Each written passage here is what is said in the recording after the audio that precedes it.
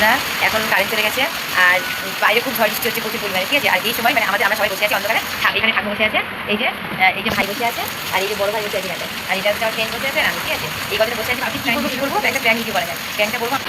দেখো একবার কিরকম ঝড় বৃষ্টিটা হচ্ছে, আমার মাকেই প্র্যাঙ্ক কল করা যাক। আর এই যে ঠাকুমা দেখো, তো গাইস মাকে প্র্যাঙ্ক কল লাগিয়ে দিচ্ছি, ঠিক আছে। আমার একটা ট্রেন কথা হলো, আমি বললে আমার মা ভুলে যাবে আমার গলার সাউন্ড। বকা তো খাবো আর ঝাড়ও খাবো। হ্যালো, আপনি কি রূপা মণ্ডল বলছেন? বলছি আপনার নামে তো একটা পার্সেল আছে। হ্যাঁ, কিসের পার্সেল সেটা তো বলতে পারবো না, বাট আপনার নামে একটা পার্সেল আছে। ঠিক আছে।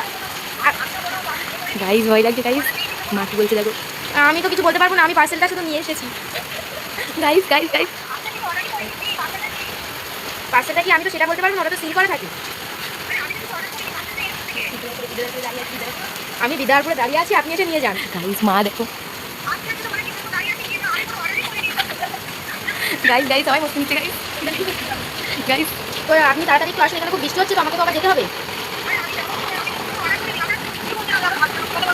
গাইস গাইস গাইস গাইস আগে দিয়ে যাও গাইস, ঠিক আছে গাইস, পরে দেখা গাইস।